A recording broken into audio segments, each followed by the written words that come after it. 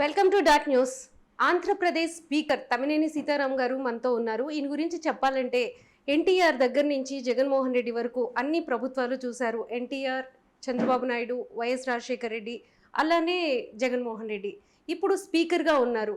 So ఏమి వ్యత్యాసం ఉంది, ఎలా జరిగింది, ఈ ఎన్నికల్లో మళ్ళీ ఆమదలవలస నుంచి ఆయన ఎమ్మెల్యేగా కంటెస్ట్ చేయబోతున్నారు. అన్ని విషయాల గురించి ఇప్పుడు మాట్లాడదాం. సార్ నమస్తే అండి. అంటే స్పీకర్గా మిమ్మల్ని సెలెక్ట్ చేసుకున్నప్పుడు మీకు ఏమనిపించింది? నేనేం పెద్దగా ఫీల్ అవ్వలేదు. ఎందుకంటే మినిస్టర్గా చేశాం. సరే ఒక తరగతి చేసి చూద్దాం. ఆయన ఒక ఆపర్చునిటీ ఇస్తున్నారు కదా. ఆయన ఒకసారి పిలిచి రమ్మనమన్నారు. సీతారామన్న మీరు స్పీకర్గా వెళ్ళి పనిచేయండి అన్నారు. సరేండి సార్ మీ ఇష్టం అన్నాను. నేను వెనక్కి తిరిగి ఏం చెప్పలేదు. సరేండి సార్ మీ ఇష్టం చేస్తాను. వచ్చాను, నా డ్యూటీ నేను చేసుకుంటూ వెళ్ళిపోయాను. డ్యూటీ చేసుకున్నారు. చాలా విమర్శలు వచ్చినాయి, చాలా సంఘటనలు జరిగినాయి అసెంబ్లీలో, అవన్నీ వచ్చి మీరు కూడా కొన్ని మార్పులు కూడా తీసుకొచ్చారు అక్కడ. ఓవరాల్గా ఎలాంటి మార్పులు వస్తే బాగుంటుంది అనిపించింది? అంటే గతంలో కూడా చూసారు కదా మీరు. ఇవి విమర్శలు ఎప్పుడూ ఉంటాయి. ప్రతిపక్షానికి విమర్శించటమే కదా పని. రైట్, వాళ్ళు విమర్శ చేశారు, సంతోషమే. కానీ ఆ విమర్శలో ఎంతవరకు నిజముందన్నటువంటిది కూడా వాళ్ళు ప్రశ్నించుకోవాలి. ఒక స్పీకర్ని పోడియం మీదకి వచ్చి ఇష్టం వచ్చినట్టుగా వాళ్ళు బదనాం చేస్తుంటే అయినా మౌనంగా పెదవి కదపకుండా కూర్చున్నారు. So that is of course అది మనం స్థితప్రజ్ఞతో వ్యవహరించాల్సినటువంటి పరిస్థితి. అది అక్కడ ఎమోషన్స్ కానీ లేదు మరొక లాజిక్ కానీ మనం ఉపయోగించి చేయాల్సినటువంటి అవసరం లేదు. మనం లేదు సైలెంట్గా ఉంటాం. సైలెంట్గా ఉండేటప్పుడు వాళ్ళు ఏదో ఒకటి చేస్తుంటారు. వాళ్ళు లేజిస్లేటర్సే చేసేటప్పుడు ఒకటి స్పష్టంగా వాళ్ళు గుర్తించాలి. ఆంధ్రప్రదేశ్ శాసనసభ అన్నటువంటిది ఒక మిర్రర్ లాంటిది. మనం ఏ విధంగా మేకప్ చేసుకొని వెళ్ళి నిలబడితే ఆ విధంగానే కనిపిస్తాం. ఈవేళ ఆంధ్రప్రదేశ్ శాసనసభలో మనం మాట్లాడుతుంటే యావత్ ఆంధ్రప్రదేశ్ రాష్ట్రంలో ప్రజలు చూస్తున్నారనే ఇంగిత జ్ఞానం ఉండాలి ఎవరికైనా కానీ. అది లేకుండా విచక్షణ చచ్చిపోయి స్ట్రైట్గా పోడియంకి వచ్చి నువ్వేం చేస్తున్నావు అంటే ఏం చెప్తాం? సో దానికి సమాధానం లేదు. ఒకప్పుడు సీతారాం గారు అంటే స్పోర్ట్స్ పర్సన్, అలానే చాలా డైనమిక్, ఆర్ట్స్ పట్ల చాలా ఆసక్తితో ఉంటారు. వాటిని మీరు డ్రామాలు కానీ ఇలాంటివి కూడా చేసిన సంఘటనలు ఉన్నాయి. సో మిమ్మల్ని ఆ ప్లేస్లో, స్పీకర్ ప్లేస్లో, స్థానంలో కూర్చోబెడుతున్నప్పుడు కొంత అగ్రెసివ్, కోపం ఇవన్నీ కూడా ఎక్కువ ఉంటాయి. ఈయన ఈ ప్లేస్కి సరిపోతారా అని చాలామంది కూడా అనుకున్నారు. సో మీరు ఆ ప్లేస్కి వచ్చిన తర్వాత సమ్ టైమ్స్ నవ్వులు పూయించారు అసెంబ్లీలో. బట్ అదే కోపాన్ని కూడా సమ్ టైమ్స్ ప్రదర్శించారు. అప్పుడు మీ మీద కొట్టారనేది కూడా ఎలిగేషన్ వచ్చింది. మీరు అంటే చేయి చేసుకున్నారు అని చెప్పేసి కూడా, అంటే అదే ఆ పేపర్ కి సంబంధించిన ప్లకార్డ్స్ ని ఇలా అనడం వల్ల ఏదైనా నేను కొట్టడం ఏంటి? అసలు ఏం జరిగింది? ఎక్కడ కొడితే వాళ్ళు అసెంబ్లీలో ఎక్కడ ఉంటారు? అదే ఎలిగేషన్ చేశారు కదా స్పీకర్ బాగా. That's not correct. వాళ్ళు జస్ట్ ముఖానికి అడ్డం పెట్టి, ఫ్లేక్స్ ముఖానికి అడ్డం పెట్టి, నాకు హౌస్ కనబడాలి కదమ్మా. నేను హౌస్ రన్ చేయాలంటే that I have to see the house first. నాకు కనిపించకుండా ఇలా ముఖం అడ్డం పెడితే, ఫ్లేక్స్ పెడితే ఇలా తీసే అన్నాను. దాన్ని కొట్టడం అంటే ఎట్లా? నేను ఏది చేయకుండా కూర్చుంటే మొత్తం అంతా కప్పుతారు. Is it a fair? It's a fair practice. No, that's not correct. కాబట్టి నేను ఖచ్చితంగా దాన్ని తొలగించుకున్న ముఖానికి అడ్డంగా ఉన్నటువంటి తొలగించాను. దాని వాళ్ళు ఇష్టం వచ్చినట్టుగా రాసుకుంటారు. పాజిటివ్ ప్రెస్ అయితే ఇంకో విధంగా ఉంటుంది. వీటన్నిటి మీద కూడా మాట్లాడుకోవాలనుకుంటే it takes lots of time. కాబట్టి స్పీకర్గా మీకు బాగా నచ్చిన సంఘటన, బాగా నవ్వులు పోయించిన సంఘటన, మీరు కూడా ఎంజాయ్ చేసిన సంఘటన ఏదన్నా ఉందా? ఏముంది? ఒకటి మీకు తెలుసు. ఏంటి సార్? అసెంబ్లీలో ఒకసారి వేశారు కదా, ఏది ఇది మనకి తాళాలు పెట్టి కొట్టి ఎక్కడికి వెళ్ళారు అది పోలవరం చూడడానికి పోలవరం. వెళ్ళేటప్పుడు ఇలాంటివే ఉంటాయి. ఏముంటాయమ్మా? కాబట్టి ఏమిటంటే అలాంటి పరిస్థితి ఏ చీఫ్ మినిస్టర్‌కి పట్టకూడదు. సరే అది మనం ఎంజాయ్ చేసాం for some time. But if this is the helm of affairs of the state అని గుర్తుకొస్తే ఎంత బాధపడతాం మనం. ఇందుకా మనకు అధికారం ఇచ్చింది.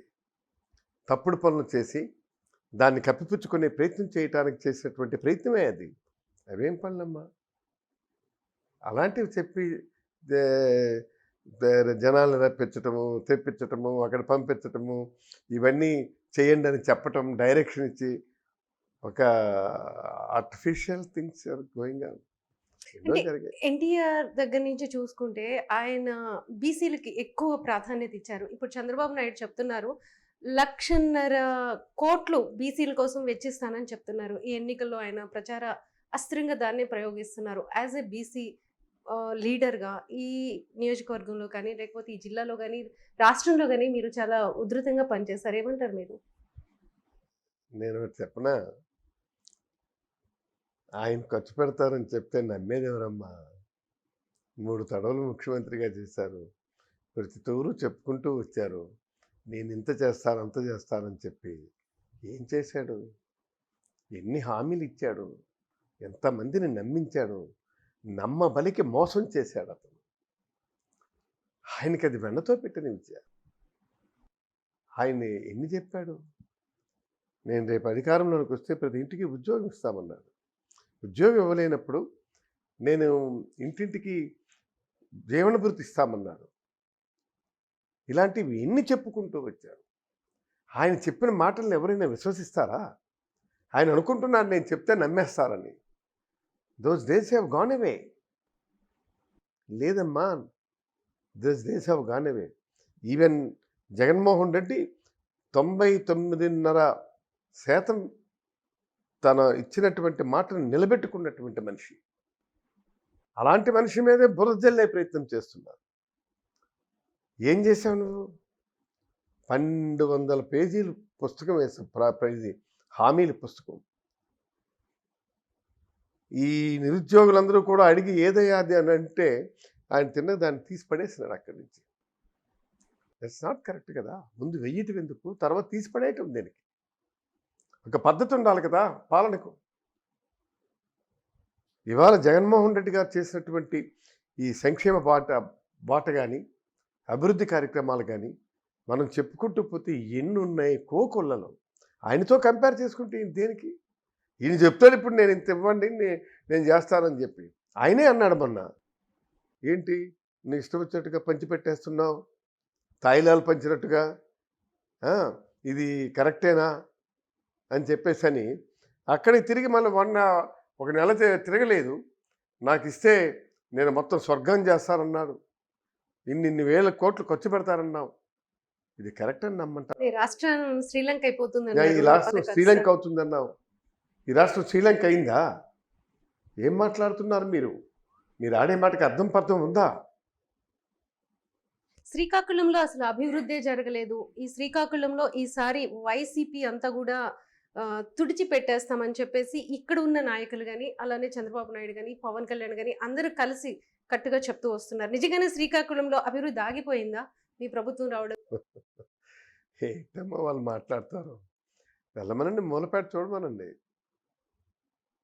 ఇక్కడ మన పలాస కిడ్నీ హాస్పిటల్ చూడమనండి. అలాగే హార్బర్స్ చూడమనండి. ఎయిర్పోర్ట్స్ని చూడమనండి.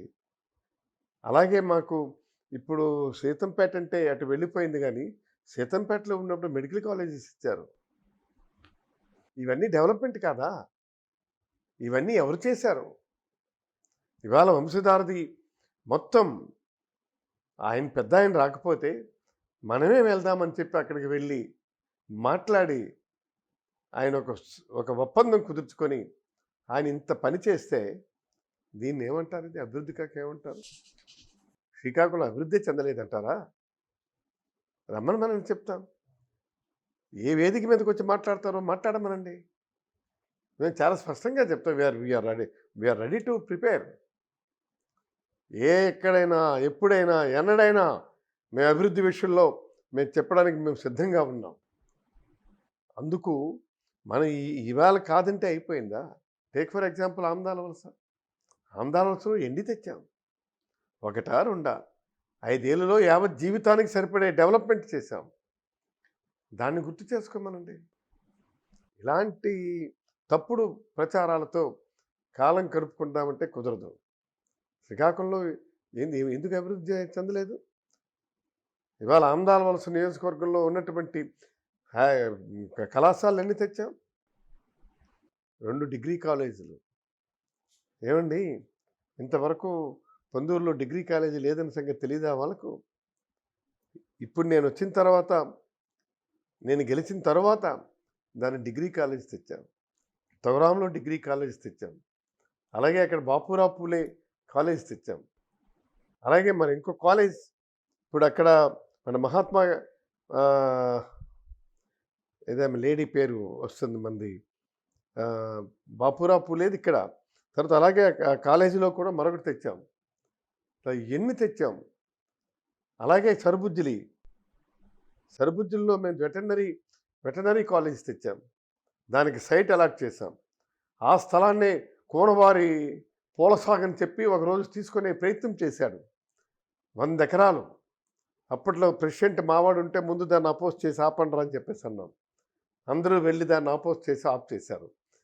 అలాగే మన శ్రీకాకుళంలో వస్తే బాపూజీ, అది మన ఈయనది బాపూజీ ఏదో మంచి పేరుందబ్బా, వెటర్నరీ పాలిటిక్స్. తర్వాత రెండవది అన్నిటికంటే ముఖ్యంగా ఆమదాల వలసలో వచ్చినన్ని ఇన్స్టిట్యూషన్స్ ఎక్కడా రాలేదు. ఇక్కడ మన అదేమిటది మంచి మహాత్మా జ్యోతిరావు పూలే 2 కాలేజీలు, ఒకటి పొందూరులో, ఒకటి ఆమదాల వలసలో. అలాగే తొగరాంలో ఒక డిగ్రీ కాలేజ్, అలాగే పాలిటెక్నిక్, మన అగ్రికల్చర్ కాలేజ్.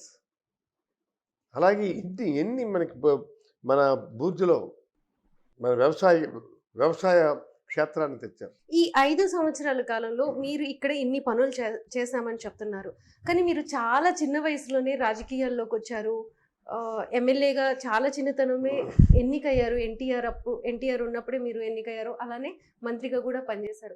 ఎందుకని ఆ పీరియడ్లో అంత డెవలప్ ఎందుకు చేయలేదు? ఇది వెనుకబడిన ప్రాంతం కదా, అప్పుడు ఎందుకు తీసుకురాలేదు? అవన్నీ ఎందుకు తీసుకురాలేకపోయారు? ఎవరు చెప్పారమ్మా? నా నియోజకవర్గంలో ఏనాడు అభివృద్ధికి లోటు లేదు. నేను 3 తూర్లు ఓడిపోయాను మొన్న. ఆ ఓడిపోయినప్పుడు నేను కాంగ్రెస్ తెలుగుదేశానికి ఇద్దరికీ అడుగుతున్నాను, నేను మీరు ఏ డెవలప్మెంట్ చేశారని చెప్పి. అందుకే అడుగుతున్నాను నేను. ఇప్పుడు నేను మంత్రిగా ఉన్నప్పుడు చేశాను. ఈరోజు వంశధార 2వ దశ, అలాగే ఓయాడక్ట్ ఫామ్ చేశాం. వంశధార 2వ దశ సాధించాం. అలాగే తొగరాం జూనియర్ కళాశాల తెచ్చాం. అప్పట్లో మా పొందూరు ఇట్లేదు, అటుంది. లక్ష్మీనరసపేట ఇటుంది. ఎలన్పేటలో ఎన్ని సాధించి పెట్టామమ్మా? ఎలన్పేట కొత్త నూతన మండలాన్ని తెచ్చాను నేను. అలాగే మరి ఇక్కడ మనకి అప్పుడు మనం చేసుకునేటప్పుడు ఇక్కడ సరుబుజ్జిల్ని జూనియర్ కాలేజ్ తెచ్చాం, సరుబుజ్జిల్ హై స్కూల్ తెచ్చాం. అలాగే ఎన్నో చేశాం. ఈ పనులు లెక్కించుకుంటూ పోతే వాళ్ళు ఎక్కడో ముఖం పెట్టుకుంటారమ్మా. లెక్కకు మించి డెవలప్మెంట్ చేశాం. ఆ డెవలప్మెంట్ని చెప్పుకోవడానికి మా దగ్గర ఇవాళ చెప్పాలనుకుంటే ఎన్నో ఉన్నాయి. ఇదిగో దిస్ ఈజ్ దీన్ని కాదని ఒక్కటి ఖండించి చెప్పానండి, ఇది కాదని చెప్పాను. ఇంక ఇందులో చాలా వేయలేదు. ఇలా అగ్రికల్చర్ ల్యాబ్స్ పెట్టాం, 2 ల్యాబ్స్ పెట్టాం. స్టేట్లో one of the best agriculture lab unit ఇక్కడ స్టార్ట్ చేశాం. ఇలాంటివన్నీ చెప్పుకుంటూ పోతే వాళ్ళు చెప్పుకోవడానికి ఏముందమ్మా? శ్రీకాకుళం ఉద్యమాలకి పురిటిగడ్డ. సో అంటే మనకి తెలంగాణ ఉద్యమం జరిగినప్పుడు స్టేట్ డివైడ్ అయిన తర్వాత చాలా మంది అనుకున్నది ఏంటంటే, రాజధాని అమరావతిలో పెట్టినప్పుడు రేపు శ్రీకాకుళంలో లేకపోతే రాయలసీమలో వచ్చి మళ్ళీ ఉద్యమిస్తే మళ్ళీ ఆంధ్ర వాళ్ళని అందరూ తిట్టిపోస్తారని చెప్పేసి అలా కూడా అనుకున్నారు. ఇప్పుడు జగన్మోహన్ రెడ్డి వచ్చిన తర్వాత 3 రాజధానుల అంశాన్ని పైకి తీసుకొచ్చారు. కానీ ఉత్తరాంధ్ర ప్రజలు ఎందుకో వ్యతిరేకంగా ఉన్నారు. పర్టిక్యులర్‌గా వైజాగ్‌కి సంబంధించిన వాళ్ళు అనేది కూడా ప్రతిపక్షాలు చేస్తుంది. ఎవరు అలానే చెప్పారమ్మా? జనంలో కూడా ఎవరు చెప్పారమ్మా? ఎవరు చెప్పారు? విశాఖపట్నం రాజధాని చేస్తే వద్దు వద్దు అంటున్నారంట కదా! ఎవరు చెప్పారమ్మా వద్దు వద్దని? వాళ్ళు కేకలేస్తే అయిందా? మొత్తం ప్రజలంతా ఇవాళ ఉత్తరాంధ్ర మాకు రాజధాని కావాలని చెప్పి కోరుతుంటే ఎవరు చెప్పారమ్మా రాజధాని వద్దని? ఈరోజు హైదరాబాద్ ఉండబట్టే మొత్తం ఇటు ఏది మన హైదరాబాద్ రాజధాని ఉండబట్టే ఎన్ని మల్టీఫేరియస్గా డెవలప్ అయినాయి చెప్పండి. రంగారెడ్డి, సంగారెడ్డి, మెదక్, అలాగే ఎన్ని ఎన్ని ఎన్ని డెవలప్ అయినాయి. ఆ విధంగా ఇక్కడ ఉత్తరాంధ్రకి రాజధాని వస్తే మేము వద్దంటామా? ఎవరు చెప్పారమ్మా అది? Who told you? Who that bloody bugger says? ఎవరైనా సరే ఉత్తరాంధ్రని ఇందులో పెడతామనుకుంటే ఎవడైనా వద్దంటారా? ఎవడైనా కాదంటారా? అమరావతి అంటున్నారు కదా! అమరావతి ఆ. ఉండాలంటున్నారు కదా ప్రతిపక్షాలు. అమరావతి ఉన్న ఒకవేళ రేపు నెక్స్ట్ అధికారంలోకి వస్తే వాళ్ళు వస్తే సో అమరావతినే రాజధానిగా ఉంచుతామంటున్నారు. అప్పుడు ఎలాంటి వాళ్ళు- పరిస్థితులు క్రియేట్ అవుతాయి? వాళ్ళు వస్తారనుకున్నట్టు డ్రీమ్ అమ్మ అది. అది they are daylight dream అది. వాళ్ళు వస్తే గీస్తే అనే ప్రశ్నే లేదు, రాదు. అది రాదు అది. ఎందుకంటే ఎలా ఎలా చెప్తున్నారు మీరు అంటే ఎస్, గడప గడపకి వెళ్ళినటువంటి వ్యక్తిగా నేను తిరిగి చెప్తున్నాను. నేను ఖచ్చితంగా రేపు జగన్మోహన్ రెడ్డి గవర్నమెంట్ ఫామ్ చేసి తీరుతారు. ఒకటి. తర్వాత రెండవది, వాళ్ళు ఏ విధంగా చెప్తున్నారమ్మా అక్కడ? వాళ్ళు ఎందుకంటే వాళ్ళు అక్కడ భూములు కొనుక్కున్నారు, ఇన్సైడ్ ట్రేడింగ్ చేస్తున్నారు. ఎలా కొనుక్కుంటారమ్మా అక్కడ రాజధాని ఎత్తేస్తారంటే? ఆ రాజధాని మీద ఎన్నో ఆశలు పెట్టుకొని పాపం భూములు అందరూ కొన్నారు. రామోజీరావు గారు కొన్నారు, పవన్ కళ్యాణ్ కొన్నారు, తర్వాత మన ఎవరిది ఆ, ఎవరిది చాలా మంది సినిమా యాక్టర్లు అందరికీ నేను ఇక్కడ రాజధాని కడతాను, మీరు భూములు కొనండి, ఇన్సైడ్ ట్రేడింగ్ చేద్దాం అని చెప్పి అందరికీ పిలిపించి భూములు కొనిపించాడు కదా. వాళ్ళు వదిలి రమ్మనమంటే ఎందుకు వస్తారు? ఇలా మనకి చూస్తే రాజధాని టూమని కనిపిస్తుంది.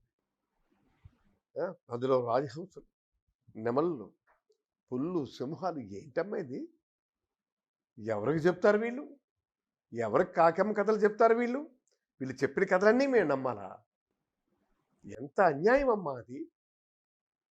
వాళ్ళు చెప్పి అక్కడ ఒక పెద్ద ఏదది గ్రాఫిక్స్ సిటీని తయారు చేసి అందులో విహరిస్తాడా? ఇది ఇట్స్ నాట్ కరెక్ట్ అది. కాబట్టి ఖచ్చితంగా వాళ్ళు అమరావతే కావాలంటారు.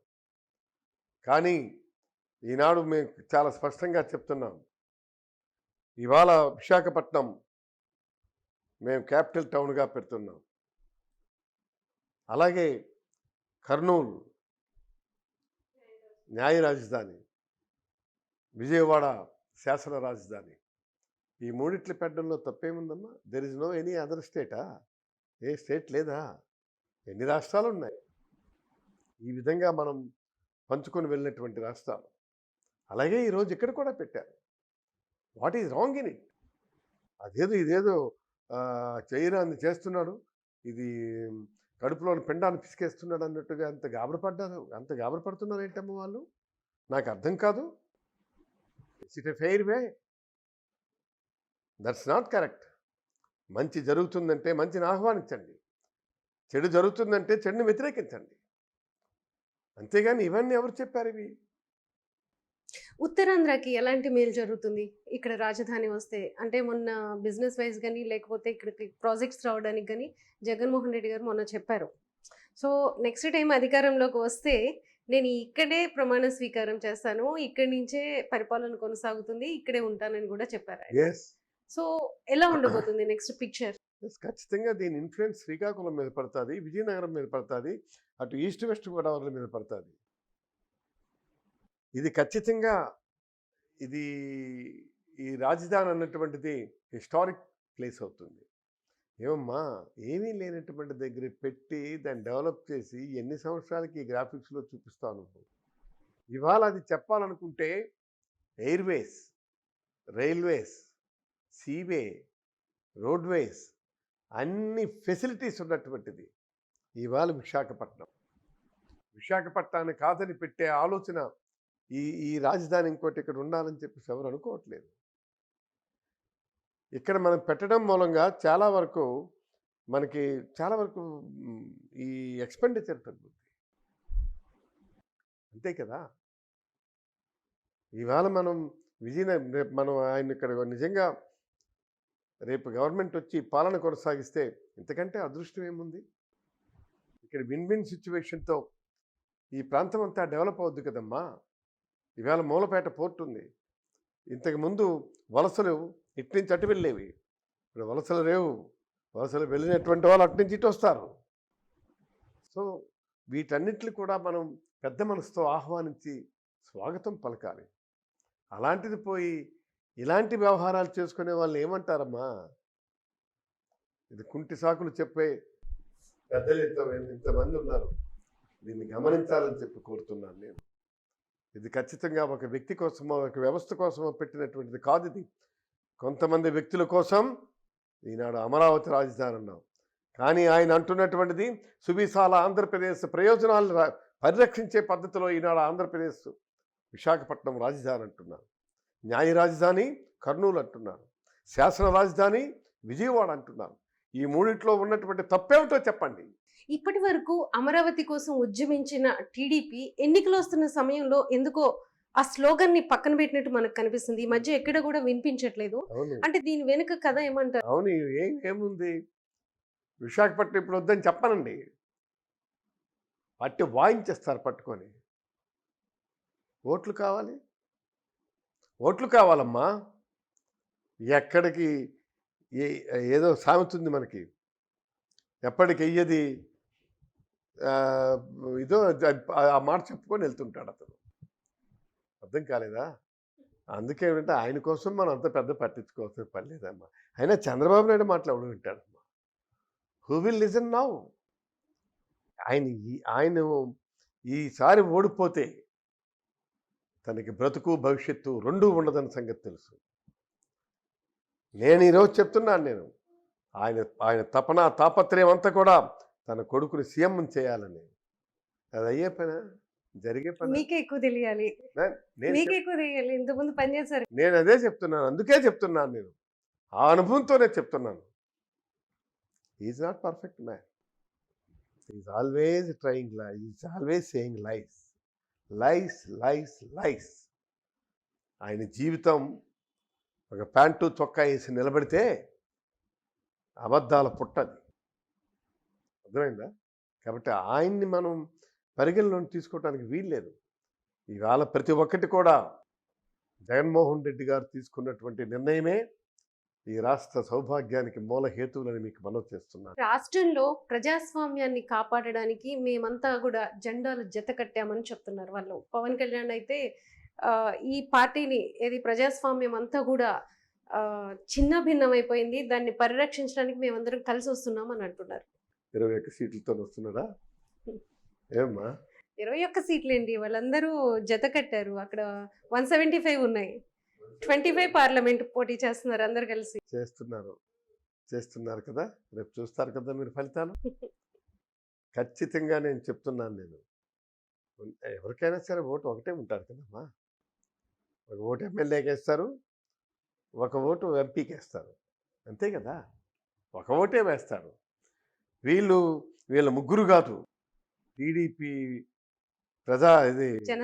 జనసేన, బీజేపీ ముగ్గురు కాదు, 300 పార్టీలు కలిసి వచ్చినా జగన్మోహన్ రెడ్డి గెలిచి తీరుతాడు.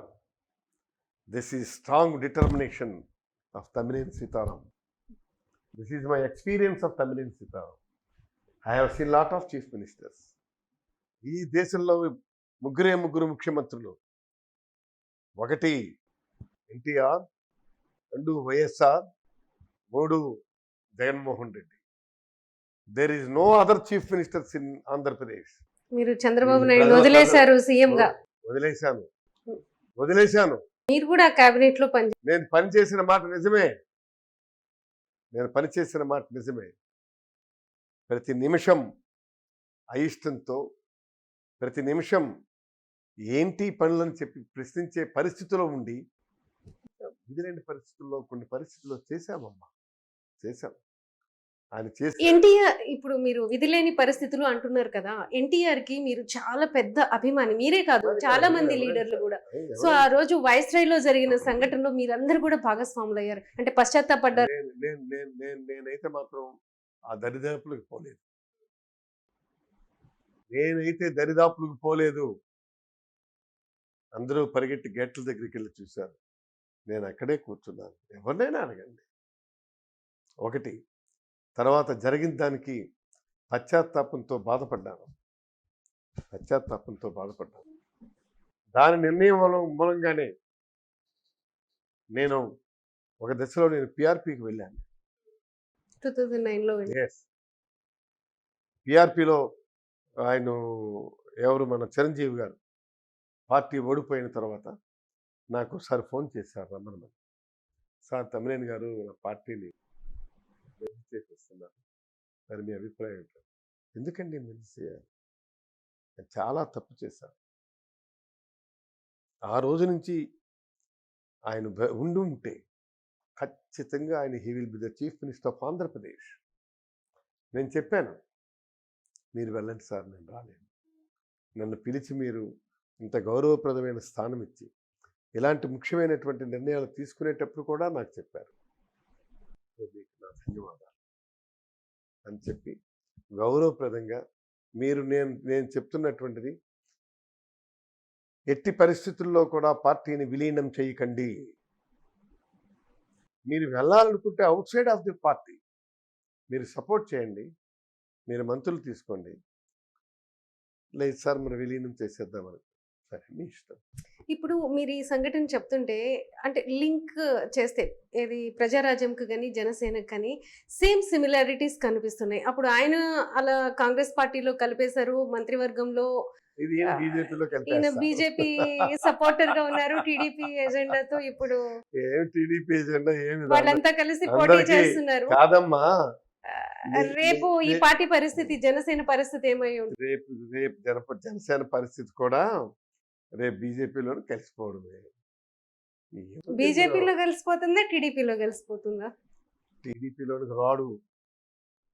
టీడీపీలో ఆయన వల్లే ఈవేళ ఇది మన బీజేపీ వచ్చి సీట్ల పంపకం చేసుకుని పోటీ చేస్తుంది. అర్థం కాలేదా? ఈయన వల్ల కాదు, చంద్రబాబు నాయుడు వల్ల కాదు, పవన్ కళ్యాణ్ వల్లే వచ్చి బీజేపీ.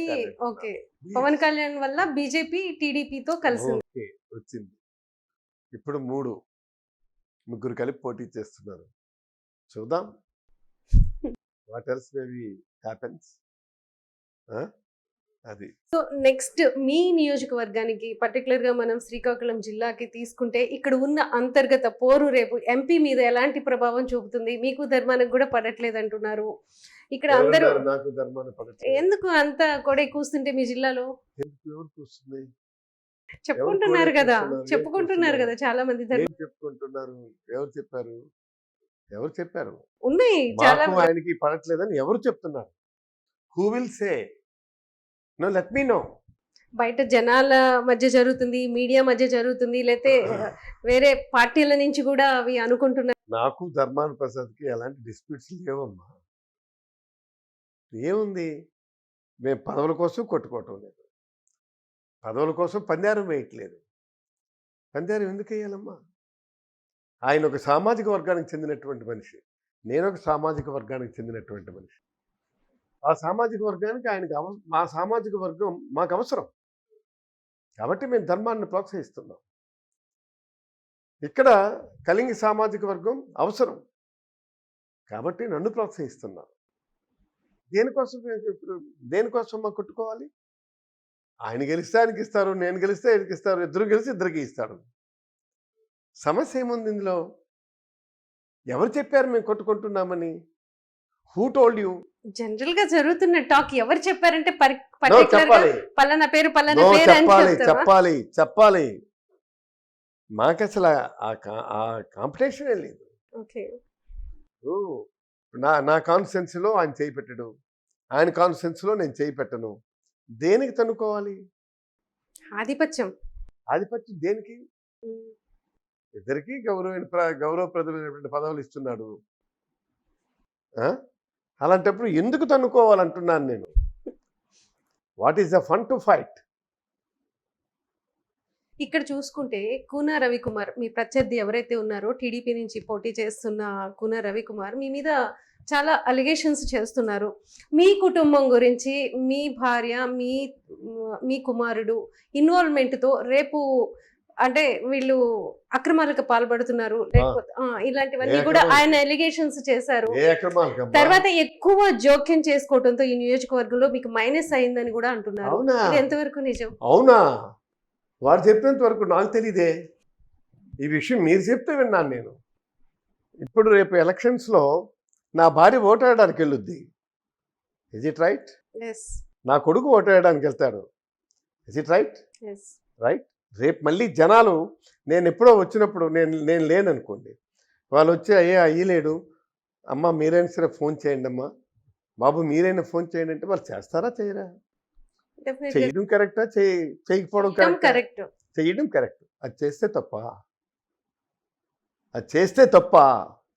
అది Who చేస్- told you? అది చేస్తే తప్పు కాదు, కానీ Hmm. ఇన్వాల్వ్మెంట్ ఎక్కువ. ఇన్వాల్వ్మెంట్ ఎక్కువ అంటే ఏ విధంగా ఇన్వాల్వ్మెంట్? ఈ రోజు మేము బయట కూడా మాట్లాడితే జనం నుంచి కూడా కొద్దిగా అలాంటి స్పందనే కనిపించింది. ఓకే, అఫ్ కోర్స్ మంచి విషయాలు కూడా చాలా చెప్పారు, మీరు చేసినవి కూడా చెప్పారు. సో నేను అనేది ఒకటేనమ్మా, ప్రతిపక్షం మా మీద బురద చల్లపోతే ఎవరు చల్లుతాడమ్మా? ప్రతిపక్షం మా మీద బురద చల్లపోతే కోన రవికుమార్ ఇచ్చింది సర్టిఫికేటా? ఎవడు చెప్పాడమ్మా? నలగైతే 4 తూర్లు గెలుచుండేవనుకోను మొన్న. ఆ? ఈసారి కూడా నేను గెలిచి తీరుతాను. వాడిని దమ్ముంటే అడ్డుకోమను. Yes, I'm going to win. అర్థం కాలేదా? రైట్. ఇలాంటప్పుడు దాన్ని మనం ఎందుకు నా మిస్సెస్ ఇందులో జోక్యం చేసుకుంటుంది, ఇందులో జోక్యం చేసుకుని చెప్పానండి. వస్తే అమ్మ తహసీల్దార్కి ఏదో ఫోన్ చేయండి అమ్మంటే, ఏంటి నీ పని, ఇదైతే అవుతుంది, కాకపోతే కాదు. ఖచ్చితంగా కరాఖండిగా చెరుగ్గడి తగ్గొట్టినట్టు చెప్పుద్ది. ఇంక మీ మొహమాటానికి చూద్దాంలే. ఒక వీడియో కూడా ట్రోల్ అవుతుంది. ఈ మధ్యాహ్న భోజనానికి సంబంధించి పిల్లలకి ఇలాంటి ఫుడ్ పెడతారా అని చెప్పేసి రఫ్ ఆడిచ్చేసినట్టు చాలా టకటక మీరన్నట్టే మొహమాటం లేకుండా టకటక చెప్పేస్తున్న నేను అందుకే సో అదే ఆ నెగిటివ్ గా పోయిందంటారా జనానికి? దాన్ని వాడుకుంటున్నారా ఆ కరుకుతనాన్ని, ఆ స్ట్రైట్ గా చెప్పడాన్ని? స్ట్రైట్గా చెప్పడానికి అనుకుంటే అనుకోండి అమ్మా. ఇవాళ మొన్న మధ్యాహ్న భోజన పథకంతో చెప్పారు. నేను వెళ్ళేపాటికి సీఎం గారి దగ్గరికి వెళ్తే రా మీ రామ్మ నీదే ఏంటి చెప్పు ఎన్ని వేలు అయినాయి? ఏ లెక్కలేదు సార్, 5-6 లక్షలు ట్రోలింగ్స్ అయినాయి అన్నాడు. This is the thing. అందుకే మొన్న ఇక్కడ మన ఏది దీని దగ్గర పెట్టారు కదా విశాఖపట్నంలో, ఏది మంది సిద్ధం దాంట్లో ఎవడో వచ్చి అడిగాడు, ఆమె క్యాజువల్గా చెప్పేసింది, అదొక 2 లక్షలు ట్రోల్ అయిపోయింది. ట్రెండింగ్ బాగా. ట్రైనింగ్ ఏం లేదు, ట్రెండింగ్. అయితే నేనేమంటున్నానంటే ఆమెకి ఎవరు చెప్పక్కర్లేదమ్మా. ఆమెకి ఏం చేయాలి ఏం చేయకూడదు అన్నీ తెలుసు. అదే ఇప్పుడు వాళ్ళకి పెద్ద ప్రతిబంధకంగా మిగిలింది. ఓకే. ఆమె ఎప్పుడైతే ఈవేళ మాట్లాడారు మార్నింగ్ సభలో, అఫ్కోర్స్ సాయంకాలం కొద్దిగా ఏది వాలంటీర్స్ ఇష్యూలో మాట్లాడాము, అక్కడ కూడా మాట్లాడింది తను. అందుకు ఎలక్షన్ టైంలో మేమందరం పనిచేస్తాం, కుటుంబ సభ్యులందరూ పనిచేస్తాం. ఇవాళ ఆమె ఎంత చెప్పినా వెనుక తగ్గడం లేదన్నటువంటిదే కదా వాళ్ళ అభిప్రాయం. తగ్గదు. ఆమె ఇది ఎస్ ఇది నో, మాకంటే కరాఖండిగా ఉంటుంది ఆమె దగ్గర వ్యవహారం. మేము ఏదో చూసుకుంటాము, ఏదో లెక్కలు తేల్చుకుంటామంటే కుదరదు. ఖటాఖట్ చెప్పానండి. కరప్షన్ పాయింట్స్ చెప్పానండి. ఆమె మీద దమ్ముంటే చెప్పారండి. ఎందుకమ్మా ఇవి లేనిపోనివన్నీ? నా జీవితం ఒకటే, రాజకీయంలో ప్రజా జీవనంలో బతికున్నంతకాలం నేను నిజాయితీగా బ్రతకాలన్నటువంటిది నా ధ్యేయం. ఆ ధ్యేయంతోనే నేను పనిచేస్తున్నాను. ఆమె ఒక మాజీ మంత్రి, ప్రజెంట్ స్పీకరు, ఎమ్మెల్యే చాలా చూశారు. ఆయన భార్యగా ఆమె ఎందుకని మళ్ళీ సర్పంచ్గా వచ్చి పోటీ చేశారు? అది ఏంటి అంత ఇంట్రెస్టింగ్? ఇంట్రెస్టింగ్ కాదు. నేను వచ్చేటప్పుడు నేను ఫస్ట్ ఆ రోజు గ్రామం వచ్చాను. క్యాండిడేట్ని ఎవరినో సెటిల్ చేద్దామని చెప్పి రారా మా నేటివ్ ప్లేస్ పంచాయతీ సరైనటువంటి వాళ్ళు పెట్టుకోవాలని చెప్పి డైరెక్ట్గా విజయవాడ నుంచి వచ్చాను. కూర్చొని రమ్మని మన రండి ఏంటి ఎవరు క్యాండిడేట్ లేదా వానమ్మని పెడితే బాగుండు అన్న. ఇదే వానమ్మని బలబుద్ధి లేదేట అన్నాను. అంటే లేదు సార్, లేదు బాబు, మీరు పెట్టండి బాబు, మీరు పెట్టండి బాబు. అందరు అవును అవును వానమ్మని పెట్టండి, వానమ్మని పెట్టండి, వానమ్మని పెట్టండి. నేను ఇంకా అక్కడి నుంచి కదలలేకపోయినాను. ఆ పరిస్థితుల్లో పెట్టాను తప్ప ఆమె ఏదో చెయ్యాలని, ఆమె ఏదో చెందాలని, ఆమెకేవో రాజకీయ ఇంట్రెస్ట్ ఉన్నాయని కాదు. ఆమెకు ఉన్నదంతా తన భర్తకి ఎన్నికల్లో సపోర్ట్ చేయటం, తర్వాత తన వంట వార్పు వ్యవహారం మంచి చెడ్డ చూసుకోవటం. ఎవరో పని పాట కోసం వస్తే నేను లేకుంటే తన దగ్గరికి వస్తే తను ఫోన్ చేసి చెప్పడం, చూసిన తర్వాత ఇది అవుతుంది కాదు చెప్పేస్తుంది. కాదు అని చెప్పుద్ది, వెళ్ళిపో మరి కాదని చెప్పి. వాడు వెళ్ళిపోతేనే అదృష్టవంతుడు, లేకపోతే నీకు ఎన్నిసార్లు చెప్పాలరా అది కాదని చెప్పి అంటుంది. అదే దాన్నే నెగిటివ్ కింద తీసుకుంటే దాన్ని మనం చేయగలిసింది ఏం లేదు. That's what I'm saying. అందుకు అంటున్నాను. ఈ ఎన్నికల్లో మీ ఎజెండా ఏంటి? ఏ ఎజెండాతో వెళ్తున్నారు? ఇంకా ఏమి చేయడానికి మిగిలి ఉన్నాయి? అఫ్ కోర్స్ చాలా ఉంటాయి ప్రజలకు చేయాల్సినవి. ఎప్పుడైనా కూడా మీ ఎజెండా ఏంటి? ఈ ఎన్నికల్లో ఎజెండా, నేను ఈ నియోజకవర్గాన్ని చేసినటువంటి అభివృద్ధి నా ప్రధానమైన ఎజెండా. జగన్మోహన్ రెడ్డి గారు సాఫ్ట్ రూట్ ఇచ్చాడు మాకు. ఇదిగో ఇవన్నీ మీకు నేను చేశాను, మీరు వెళ్ళి చెప్పుకొని ప్రచారం చేసుకోండి అని చెప్పి. ఇంకెంతకంటే కావాల్సిందేముంది? సంక్షేమం, అభివృద్ధి రెండు కళ్ళలా చూసుకొని ముందుకు వెళ్తాను. వాటిలో నేను చేసిందే చెప్పుకుంటాను, చెప్పిందే చేస్తాను. ఇవి నేను చేయలేనిది చెప్పను. ఎంపీ తిలక్ గురించి అంటే ఇక్కడ తను కంటెస్ట్ చేయబోతున్నాడు. రామ్మోహన్ నాయుడు ఫ్యామిలీ గురించి కూడా మీకు చాలా బాగా తెలుసు. వాళ్ళు కంటిన్యూషన్గా ఎంపీని, మీకు ఎన్ని అసెంబ్లీ స్థానాలు వచ్చినా కూడా ఎంపీ వాళ్లే కొడుతున్నారు. ఈసారి తిలక్ ఖచ్చితంగా గెలుస్తాడు. He will win. He's going to win. Anybody will come for anything? ఖచ్చితంగా తిలక్ గెలుస్తాడు. ఎస్. ఇవాళ ఇక్కడ ఈ జిల్లాలో ఉన్నటువంటి స్థానాలన్నీ గెలుస్తాం. 10కి 10 ఎంపీ సీటు గెలుస్తాం. దీన్ని దేవుడు తప్పించలేడు ఈసారి. ఏం చేశారని ఈ జిల్లా కింజరాఫ్ ఫ్యామిలీ బాగుపడింది. ఫ్యామిలీ చాలా డెవలప్ అయింది. అదా డెవలప్మెంట్ అంటే? ఈ జిల్లాలో ఎంపీగా చేయాల్సినటువంటివి ఎన్ని ఉన్నాయి? వాటిని మీరు ఎప్పుడైనా సరే పరిశీలనలోకి తీసుకున్నారా? నో.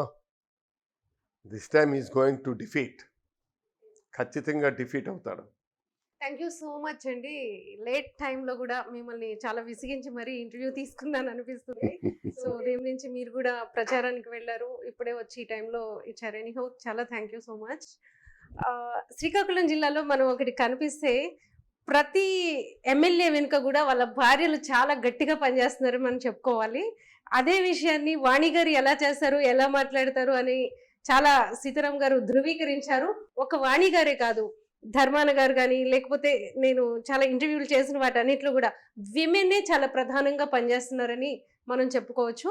అలానే ఈ నియోజకవర్గానికి వస్తే పర్టికులర్గా రేపు ప్రతిపక్షానికి బొమ్మ చూపెట్టేది మాత్రం ఈ బొమ్మాళి వాణిని అని చెప్పుకోవాలి. ఇంటర్వ్యూ సీతారాం గారిదైనా కూడా ఇది వాణి గారికి మాత్రమే ఈ విషయం చెందుతుందనేది మనం చెప్పుకోవచ్చు ఇక్కడ. ఓకే, నేనేమి కాదనటం లేదు. I'm giving more priority to ladies. Yes, she is my better off కాదు, I am her better off. అందుకు thank you so much sir. Right ma'am, right. Thank you very much. Thank you. Please subscribe Dot News.